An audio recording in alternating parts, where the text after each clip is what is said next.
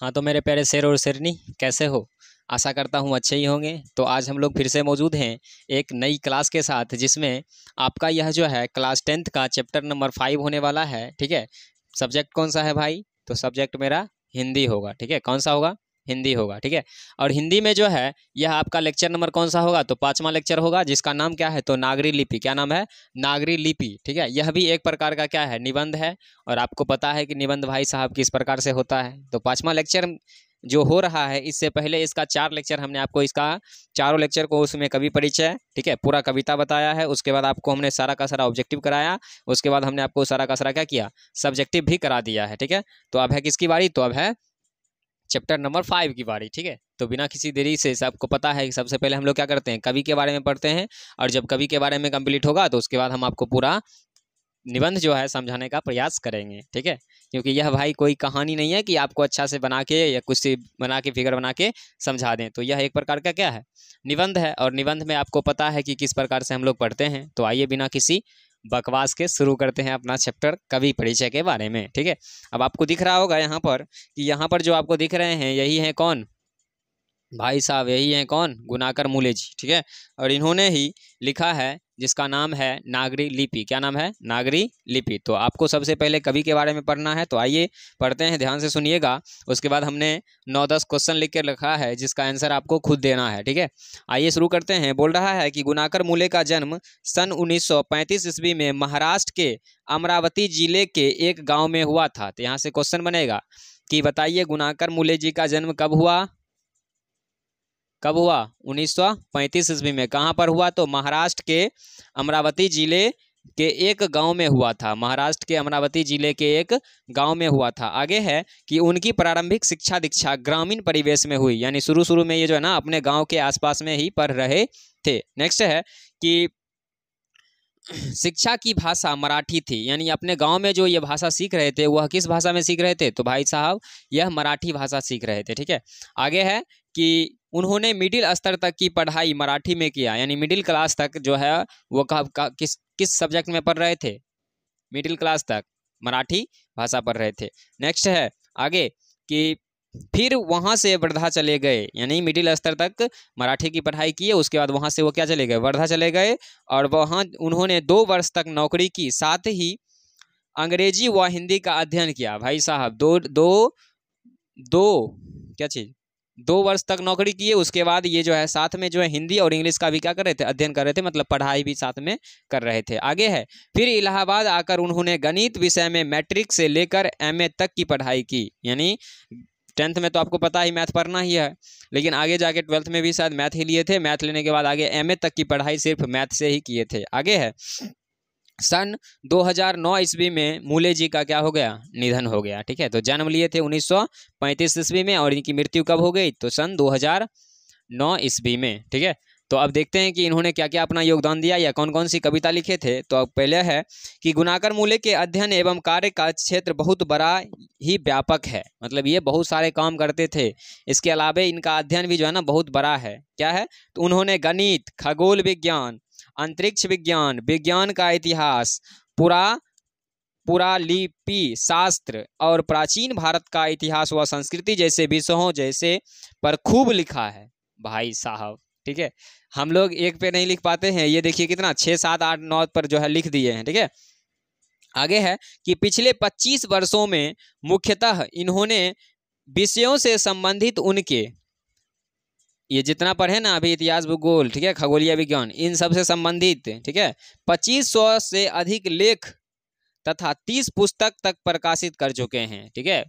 2500 है कि 2500? हाँ, 2500 से अधिक लेख को क्या किए हैं? लिख चुके हैं। इसके बाद 2500 के बाद जो है कितना 30 पुस्तक को जो है ये छपा के प्रकाशित करवा चुके हैं। आगे है उनकी प्रमुख कृतियों के नाम अक्षर की कहानी, भारत इतिहास और संस्कृति, प्राचीन भारत में महान वैज्ञानिक, आधुनिक भारत में महान वैज्ञानिक, मैंडलीफ महान वैज्ञानिक, सौरमंडल, सूर्य, नक्षत्र, भारतीय लिपियों की कहानी, अंतरिक्ष यात्रा, ब्रह्मांड परिचय, भारतीय विज्ञान की कहानी इत्यादि। इतना चीज सिर्फ किन्होंने लिखा है? तो गुणाकर मूले जी ने लिखा है। आगे है कि गुणाकर मूले की एक पुस्तक है अक्षर कथा। इनका पुस्तक का क्या नाम है? अक्षर कथा। इस पुस्तक पर उन्हें संसार की प्रायः सभी प्रमुख पुरालिपियों की विस्तृत जानकारी दी गई है। यानी हमारे देश में किस तरह से लिपियां की शुरुआत हुई थी, इन सभी चीज़ों के बारे में इसी पुस्तक में क्या किया गया है? तो बताया गया है। आगे है कि हाँ, तो देखिए ये जो हमें आपको बताया ये सिर्फ कवि के बारे में था, कौन सी कविता लिखे थे, कब लिखे थे। अब जो पढ़ेंगे वो आपके बुक से रिलेट करेगा, मतलब आपकी कहानी जो नागरी लिपि है, निबंध, इससे रिलेट करता हुआ ये पंक्ति आने वाला है। क्या है? तो प्रस्तुत निबंध गुणाकर मूले की पुस्तक भारतीय लिपियों की कहानी से लिया गया है। क्वेश्चन पहले बनेगा क्या चीज कि प्रस्तुत निबंध कहाँ से लिया गया है? तो भारतीय लिपियों की कहानी से लिया गया है। आगे है कि इसमें हिंदी की अपनी लिपि नागरी या देवनागरी के ऐतिहासिक विकास की रूपरेखा स्पष्ट की गई है। यहाँ हमारी लिपि की प्राचीनता, व्याख्याता और शाखा विस्तार का प्रवाह पूर्ण शैली में प्रमाणिक अन्यथा प्रस्तुत किया गया है। तकनीकी बारीकियों और विवरणों से बचते हुए लेखक ने इस निबंध को बोझिल नहीं होने दिया तथा सादगी और सहजता के साथ जरूरी ऐतिहासिक जानकारियां देते हुए लिपि के बारे में हमारे भीतर आगे की जिज्ञासा जानने की कोशिश कर रहे हैं। ठीक है, ऐसे तो शुरुआत बहुत पहले हो गई थी या बहुत सारे वैज्ञानिक आए, लेकिन इन्होंने जब अपनी पंक्ति में इन बातों को लिखा तो इन्होंने ऐसा नहीं लिखा कि सब इंसान को ना बोझ लगने लगे। इन्होंने कैसे लिखा? तो पूरा तोड़ तोड़ कर लिखा और शुद्ध भाषा में लिखा, ताकि लोगों को पढ़ने के बाद या आप पढ़ रहे हो तो आपको पढ़ने के बाद यह बोझ नहीं लगे। ये प्रयास किनका था? तो कवि गुणाकर मूले जी का। आपको तो पता है, हम लोग पढ़ रहे हैं तो हमको तो बोझ ही लग रहा है कि नहीं? अरे ऐसा कोई बात नहीं है। ठीक है, बस अच्छा से पढ़ोगे आराम से हो जाएगा, कोई दिक्कत नहीं है। तो ये जो है किसके बारे में था? तो कवि के बारे में था। तो इतना चीज़ अगर आप उतना देर से सुन रहे हो, लगभग कितना मिनट, तो 7 मिनट से सुन रहे हो, तो इसी क्या चाहिए बात पे आपको जो है अब इस क्वेश्चन का क्या करना है? तो आंसर देना है। आइए साथ में आंसर देते हैं। मेरे पास पहला क्वेश्चन है कि नागरी लिपि पाठ की कौन सी विधा है? तो आपको पहला बात पता होगा कि यह एक प्रकार का क्या है भाई साहब? तो यह एक प्रकार का निबंध है। दूसरा है कि इस निबंध के लेखक कौन है? तो आपको पता है कौन है जी? गुणाकर मूले जी। कौन है? गुणाकर मूले। आगे है कि कवि का जन्म कब और कहाँ हुआ? तो आपको पता होना चाहिए कि इनका जन्म सन 1935 ईस्वी में कौन सा जिला है? हाँ, महाराष्ट्र के अमरावती जिला, महाराष्ट्र के अमरावती जिले के एक गांव में हुआ था। ठीक है, जिला तक हम लिखते हैं, जिले के एक गांव में ही इनका क्या हुआ था? तो भाई साहब जन्म हुआ था। नेक्स्ट है कि कवि मिडिल स्तर तक की पढ़ाई के बाद कहाँ चले गए थे? तो आपको पता है कि मिडिल स्तर की पढ़ाई के बाद वे जो है वर्धा चले गए थे। आगे है कि कवि के किन किन विषयों का अध्ययन है? कवि ने किन किन विषयों का अध्ययन किया था वर्धा जाने के बाद? तो आपको पता है कि हिंदी और अंग्रेजी पढ़ रहे थे। क्या चीज? हिंदी और इंग्लिश। ठीक है, हिंदी और क्या कर रहे थे? इंग्लिश पढ़ाई कर रहे थे। आगे है कि कवि की मृत्यु कब हो गई? तो आपको पता है कि कवि की मृत्यु जो है सन 2009 ईस्वी में हो गया था। कब हो गया था भाई साहब? तो सन 2009 ईस्वी में ही कवि की मृत्यु हो गई थी। कवि के कुल कितने लेख तथा कितनी पुस्तकें प्रकाशित हो चुकी है? तो आपको पता है कि 2500 से अधिक लेख अभी तक ये लोग लिख चुके हैं। ठीक है, 2500 से अधिक लेख लिख चुके हैं। इसके अलावे इन्होंने लगभग 30 पुस्तक जो है अभी तक प्रकाशित करवा चुके हैं। 2500 से अधिक लेख है और लगभग 30 पुस्तक है। समझ सकते हो ना बंदा में कितना पावर था। नेक्स्ट, अक्षरों के बीच कहानी भारतीय विज्ञान की कहानी किसने लिखी है? ये सब अक्षरों की बीच कहानी कोमा भारतीय विज्ञान की कहानी ये किसने लिखी है? तो आपको पता होना चाहिए कि ये जो है बात गुणाकर मूले जी ने लिखी है। ठीक है, जी लगा दे रहे हैं, बंदा में बहुत ज़्यादा पावर था भाई साहब। ठीक है, इसलिए। आगे है कि प्रस्तुत पाठ नागरी लिपि कहाँ से लिया गया है? तो आपको याद रखना है कि भारतीय लिपियों की कहानी से। कहाँ से? तो भारतीय लिपियों की कहानी से क्वेश्चन आपसे पूछेगा कि प्रस्तुत पाठ कहाँ से लिया गया है, तो याद रखिएगा भारतीय लिपियों की कहानी से लिया गया है। तो ये चीज़ हमने किसके बारे में पढ़ा भाई साहब, तो ये चीज़ हमने पढ़ लिया है किसके बारे में, तो कवि के बारे में पढ़ा है। तो अभी बचा क्या हुआ है, तो अभी तो पूरा निबंध ही बचा हुआ है। तो इस कारण से आपको थोड़ी देर वेट करना पड़ेगा, बाकी आपको तो वेट करने की ज़रूरत नहीं है, हम तो आपको तुरंत दे देंगे, ठीक है। तो इसको हमको थोड़ा सा मिटाना पड़ेगा, मिटा के उसके बाद दूसरा लाते हैं, ठीक है। चलिए, तो हम लोग जो है जल्दी से समझ लेते हैं पूरा चैप्टर को, ठीक है। उसके बाद इसका आपको ऑब्जेक्टिव मिल जाएगा और उसके जस्ट बाद इसका सब्जेक्टिव भी मिल जाएगा, ठीक है। तो पहले आप इसको समझिए कि असल में आपके इस चैप्टर में आप देख सकते हो कि यह आप एक प्रकार का क्या है, निबंध है, ठीक है। तो निबंध में क्या क्या चीज़ लिया गया है इस बात पर ध्यान दीजिएगा कि इसमें जो है कब से हमारी लिपि में, ठीक है, या हमारी हिंदी की अक्षरों में स्थिरता कब से आई, इसके बारे में चर्चा है। उसके बाद इसकी शुरुआत कहाँ से हुई, इसके बारे में चर्चा है। उसके बाद यहाँ पर कौन कौन राजा था, उसने कौन कौन से चीज़ों का प्रयोग करके अपना राज किया, ठीक है। जैसे अकबर आया था तो अकबर ने राम सीता का जो है अपने सिक्के पर राम सीता की आकृति बना के क्या किया था, प्रयोग किया था। उसके बाद कुछ और राजा आए थे जिन्होंने अपने सिक्के पर जो है देवनागरी लिपि का प्रयोग किया था। असल में इस चैप्टर में आपको ये समझना है कि असल में हिंदी की शुरुआत कहाँ से हुई, ठीक है, और क्या क्या मतभेद हुआ, कैसे कैसे ब्राह्मण आए और किन्होंने किस तरह का मत दिया। इस चैप्टर में आपको मुख्य रूप से इसी बातों को याद रखना है। ऐसे अगर आप चैप्टर पढ़ोगे तो आपको मेरे ख्याल से कुछ समझ में आने वाला है नहीं, ठीक है। बाकी समझ में आ सकता है जब आप उसके इम्पोर्टेंट टॉपिक को छांट कर क्या करोगे, अलग कर सकते हो, ठीक है। बाकी हम आपको बता दे रहे हैं कि अगर आप इसको याद रख लेते हो या इसको सुन लेते हो, समझ लेते हो, तो मेरे ख्याल से एक भी क्वेश्चन छूटने वाला नहीं है। लेकिन भाई साहब याद तो आपको ही रखना पड़ेगा, ठीक है। अभी थोड़ी देर पहले हमने बताया कि गुनाकर मूले का जन्म यहाँ हुआ और इस जिले के इस गाँव में हुआ था, ठीक है। अब आपको एग्जाम हॉल में याद ही नहीं है कि गुनाकर मूले का जन्म कहाँ हुआ और किस जिले के किस गाँव में हुआ, ठीक है। तो आप बोल पाओगे, कभी नहीं बोल पाओगे। जैसे एक लड़का से पूछा गया था कि बताओ गांधी जी का जन्म कब हुआ, ठीक है। तो पता लड़का क्या बोलता है, लड़का बोला था हमें क्या पता, हम कौन से गांधी जी की डिलीवरी में गए थे, ठीक है। तो तुम ऐसे मत बोलना कि हम कौन से जो है गुनाकर मूले की डिलीवरी में गए थे, ऐसा नहीं बोल सकते हैं, ठीक है। नहीं तो नंबर देने वाला भी क्या कहेगा, ठीक है बाबू नहीं बोला था या नहीं गया था तो कोई दिक्कत नहीं है, नंबर ना ले, ठीक है। लेकिन हम लोग पढ़ाई कर रहे हैं किस लिए, ताकि अच्छा नंबर आए। तो इस कारण से ये सब थोड़ा मस्ती के लिए हो जाता है, बाकी ये सब का प्रयोग नहीं करिएगा आप लोग, ठीक है।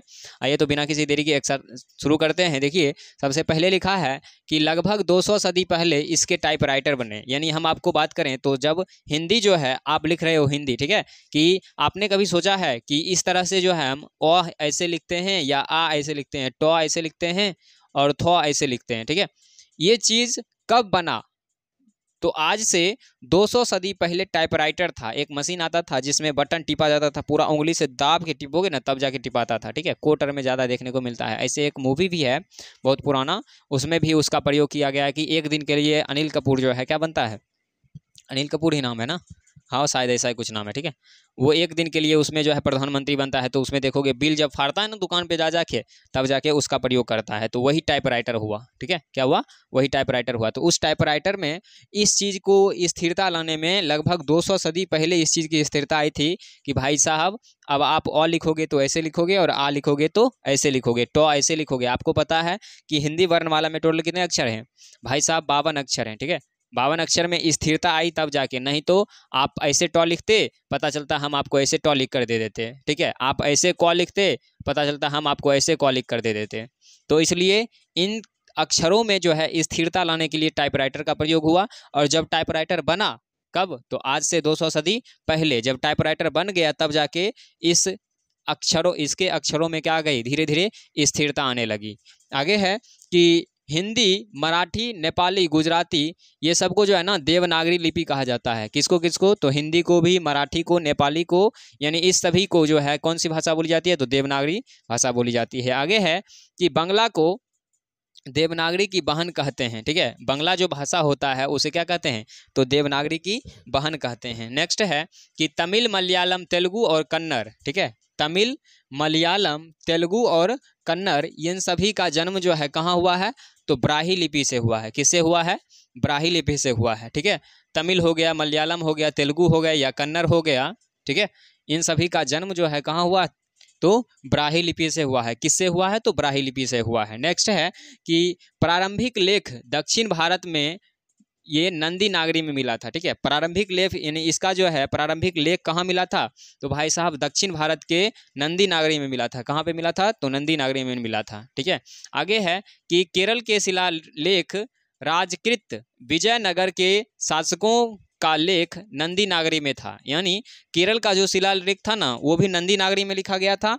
इसके अलावे राजकृत विजयनगर का जो शासक था उसने भी जो अपना बनवाया था उस पर भी नंदी नागरी का ही क्या था? फिगर या नंदी नागरी में ही लिखा गया था अक्षरों को। ठीक है, इस बात को आपको याद रखना पड़ेगा। आगे है कि 11वीं सदी के सिक्कों पर कौन सी भाषा का प्रयोग किया गया था? तो 11वीं सदी के सिक्कों पर जो है नागरी लिपि का प्रयोग किया गया था। किसकी? नागरी लिपि का प्रयोग किया गया था। क्योंकि इसके टाइपराइटर कब बन गए थे? तो भाई साहब 200 सदी पहले ही बन गए थे। ठीक है, 200 सदी पहले ही इसके टाइपराइटर बने और तब जाके 11वीं सदी के सिक्के पर जो है इस पे क्या हो गया? नागरी लिपि का प्रयोग था। किस सदी के सिक्के पर नागरी लिपि का प्रयोग था? 11वीं सदी के सिक्के पर। ठीक है, 12वीं सदी के सिक्के पर वीर केलस्य नामक जो राजा था उसने भी नागरी लिपि का प्रयोग किया था। कौन था? वीर केलस्य नामक राजा जो था उसने भी नंदी नागरी का प्रयोग किया था। आगे है कि अकबर ने सिक्के पर, ठीक है, ये देखो सबसे बहुत बार पूछा गया है। ठीक है, कि अकबर ने सिक्के पर किस चीज का प्रयोग किया था? तो याद रखना कि अकबर ने सिक्के पर जो है राम सीता की आकृति बनवाई थी। किसकी आकृति बनवाई थी? राम सीता की आकृति बनवाई थी। आगे है कि उत्तर भारत में नागरी लिपि को देवनागरी कहा जाता है। ठीक है, हम लोग कहाँ रहते हैं? तो भाई साहब हम लोग उत्तर भारत में नहीं रहते हैं बल्कि हम लोग दक्षिण भारत में रहते हैं। ठीक है, भारत का जो नक्शा होता है इसके ऊपर वाले भाग यानी यहाँ पर जो हम लोग रहते हैं यहाँ पर देखोगे। ठीक है, बाकी हमको उतना अच्छा से बनाने नहीं आता इसलिए हम लोग कोशिश भी नहीं कर रहे हैं। तो ऊपर में जो हम लोग रहते हैं ये दक्षिण भारत हुआ, उसके जस्ट आप नीचे आ जाओगे तो ये क्या होगा?